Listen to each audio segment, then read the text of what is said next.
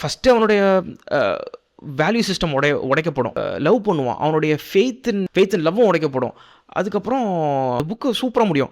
MI6 கால் பண்ணுவாங்க. கால் பண்ணிவிட்டு என்னாச்சு அப்படின்னு கேட்கும்போது அவன் மிஷன் ரிப்போர்ட் சொல்லுவான்.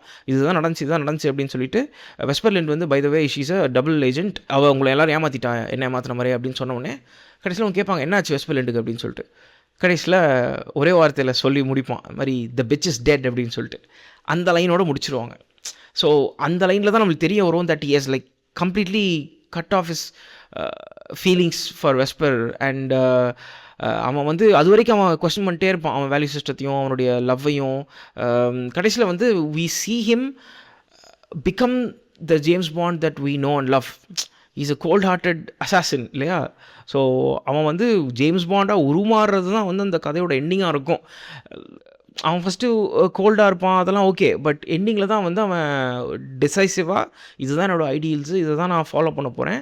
And I'm not cone believe in love anymore, I'm not cone believe in I'm not cone question my ideals anymore, full loyalty to the இது. நான் இது மாதிரி யோசிச்சதுனால தானே என்னை ஏமாற்றிட்டா இவன், நம்ம ஐடியல்ஸை நம்மளே கொஸ்டின் பண்ணனால தானே ஏமாற்றிட்டான்ற மாதிரிலாம் யோசிக்க ஆரம்பிச்சோம். அதெல்லாம் இன்ட்ரெஸ்டிங்காக இருந்துச்சு. இது ஒரு ஸ்பை த்ரில்லரை தாண்டி, இது சைக்கலாஜிக்கல் டைசெக்ஷன் ஆஃப் ஜேம்ஸ் பாண்டுன்றதையும் தாண்டி இட்ஸ் அ ட்ராஜடி. கதை ஃபுல்லாக எக்ஸ்ட்ரீம் ப்ரெஷர், எக்ஸ்ட்ரீம் ஸ்ட்ரெஸ் கொடுத்துக்கிட்டே இருக்கும் அந்த கதை அவனுக்கு.